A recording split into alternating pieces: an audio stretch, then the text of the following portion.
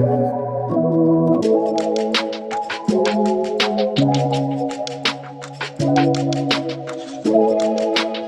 sait très bien que je la filme, d'ailleurs elle est en train de sourire mais...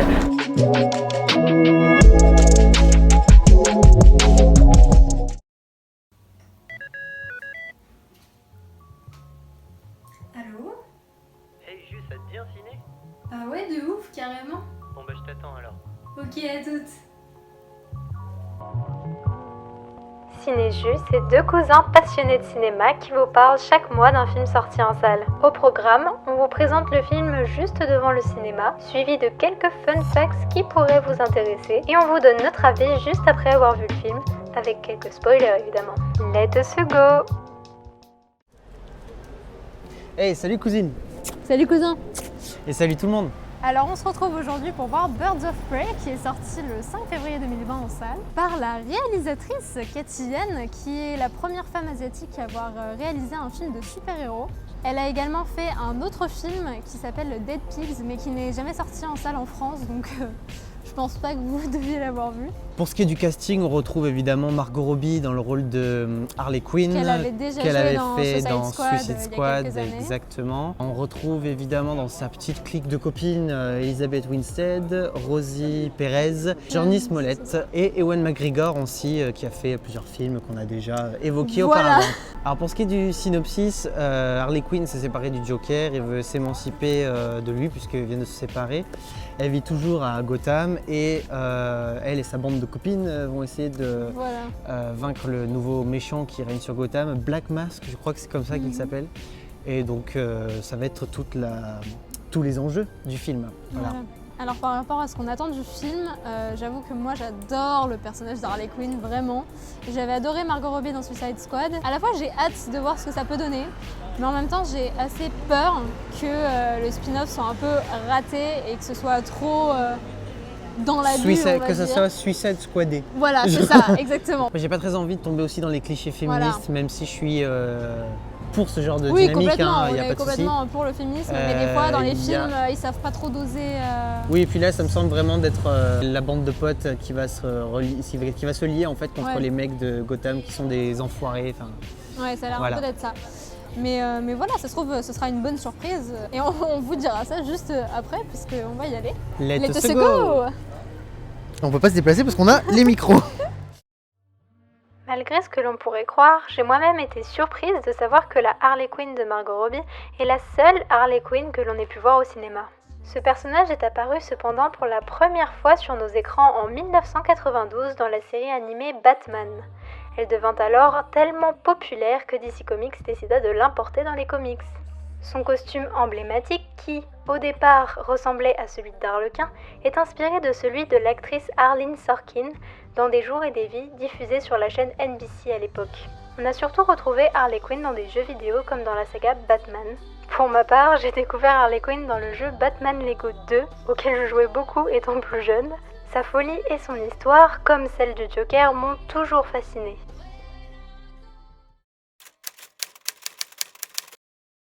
Du coup, on se retrouve après le film, voilà, donc pour une petite critique à chaud. Donc Jean, je crois que toi, J'ai baillé 3/4 du film. Enfin, j'ai pas tant accroché que ça. Heureusement que Margot Robbie est là. C'est un film que je reverrai pas, quoi. Qui est oubliable pour ma part, en tout cas. Moi, clairement, je m'attendais à bien pire. Et franchement, j'ai pas trouvé ça si horrible que ça. Moi, il y a des moments qui m'ont vraiment fait rigoler. C'était quand même cool, les filles sont vraiment badass. Ça m'a pas tant déçu que ça. Enfin bon bref, on vous en dira plus dans la partie spoiler, donc à tout de suite. À tout de suite. Et là, normalement, je suis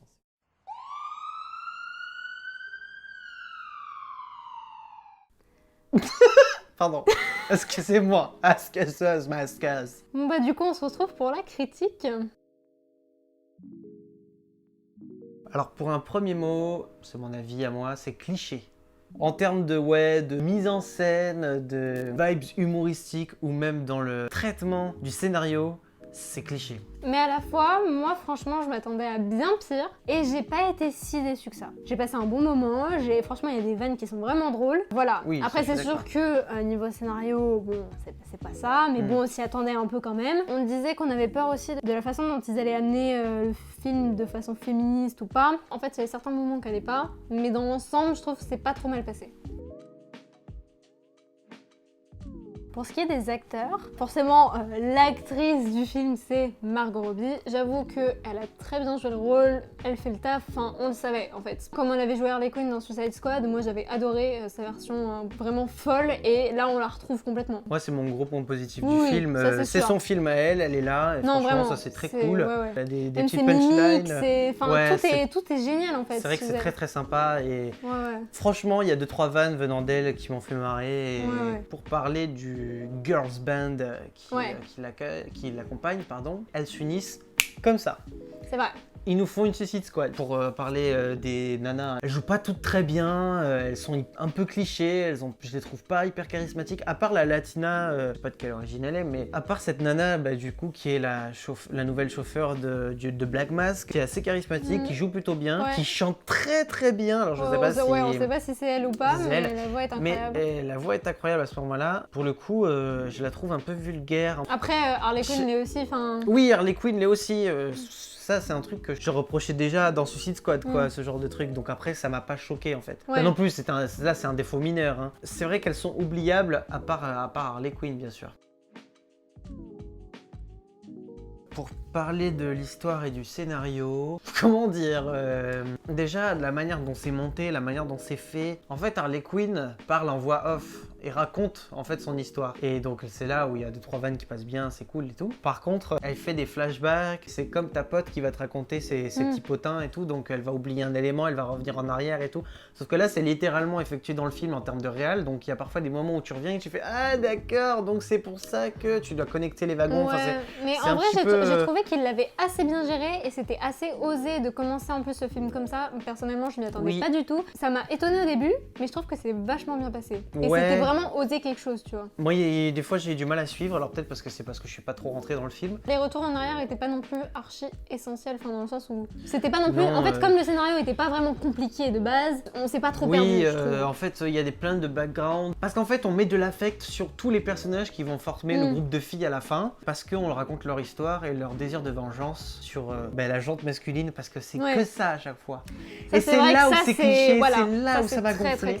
C'est que c'est cliché à chaque fois des nanas qui se font persécuter dans leur vie par des hommes et que forcément elles vont tous finir à la fin pour buter une armada de 50 mecs et forcément il y a que des mecs. Un groupe de 4 meufs contre je sais pas dirigé combien de par mecs, Black Mask qui est un mec, donc joué par Ewan McGregor. Ça c'était quand même franchement... Et je me dis, tomber dans cette lourde... En fait c'est lourd, moi je trouve ça lourd. Je veux bien qu'on fasse des films féministes, mais là c'est même plus du féminisme, c'est trop quoi. Il y a rien à dire parce qu'en fait finalement le film repose que sur ça. À la fin, quand elles s'unissent, il y a l'ancienne flic qui se joint à elle. Forcément elles s'unissent comme ça alors qu'elles sont fait que elle a fait la course en tête avec cette flic là pour pas qu'elle se fasse serrer en fait. Purée quoi, à un moment donné c'est trop facile et c'est limite...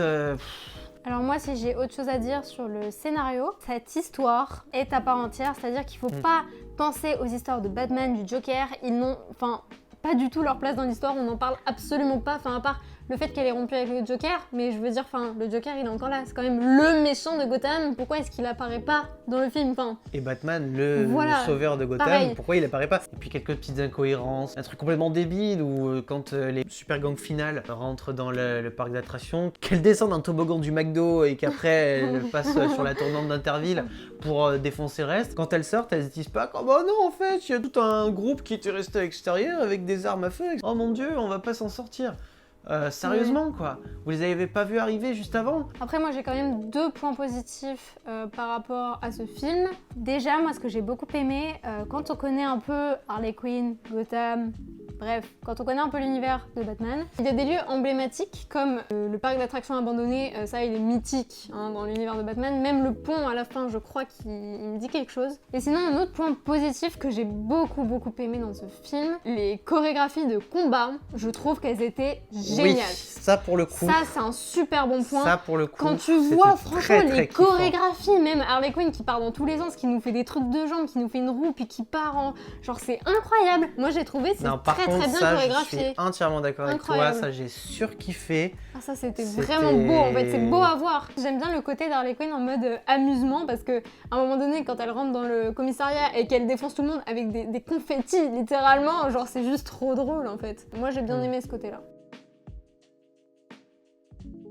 Bon, les défauts, moi je les ai un peu énumérés. Ouais, on en a déjà D'autres parlé, incohérences, justement, tu parlais des confettis, ça fait la bonne transition. Personne ne réagit, tout le monde se pisse dessus, caca culotte, quand elle arrive dans le commissariat et qu'elle peut défoncer tout le monde. Là, pareil, Ouais, un peu n'importe quoi. Après voilà, en fait il y a plein de petits défauts. Il n'y a pas de gros défauts en mode vraiment un truc très flagrant. À part forcément l'histoire de la fin, surtout la scène de fin qui est un peu exagérée. Bah, c'est tout le film est comme ça. En fait, voilà, finalement. oui, mais bon. Moi, pour le coup, ouais, pour moi, ça a été la trame C'est pas très scénaristique pour le clean coup. quoi, voilà, c'est pas très clean. Non, mais même moi, la trame scénaristique, pour moi, m'a pas plu. Le fait de faire passer tout le temps les hommes pour des enfoirés et que forcément ces nanas-là veulent leur revanche à tout prix et qu'elles s'unissent à la fin sur le claquement de doigts. Non, c'est pas possible, quoi. Ça mérite plus de réflexion intellectuelle. Si tu veux faire passer des messages, si tu l'as pas vu, c'est que t'es aveugle et que t'as fait une conjonctivite en plus, quoi. Je trouve que c'est toujours mal fait au cinéma. Enfin, franchement, le peu de films très féministes qu'il y a, je trouve qu'ils poussent le truc beaucoup trop loin. Faut faire des trucs plus soft, les gars. Enfin, le féminisme, c'est pas non plus...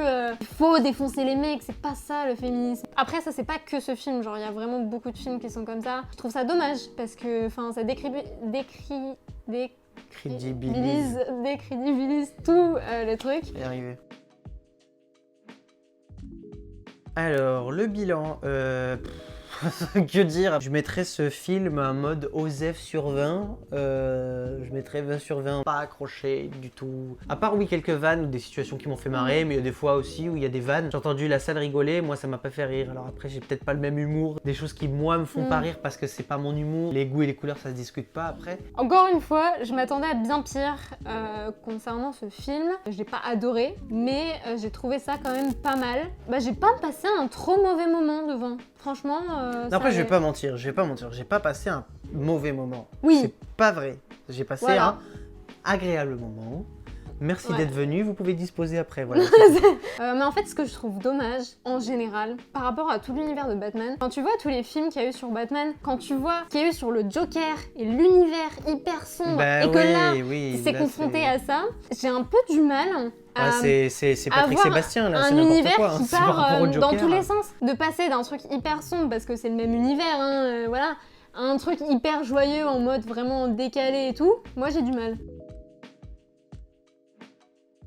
Alors concernant la note que je vais mettre à ce film, moi ça volera pas plus haut qu'un 1 sur 5. C'est dit, je m'en fous. Pour toutes les raisons que j'ai évoquées. Moi, j'hésite entre le 2,5 et le 3. Franchement, ça m'a pas tant dégoûté que ça. Bon bah voilà, c'est la fin de cette critique. On se retrouve le mois prochain pour un nouveau Ciné Jus. À bientôt.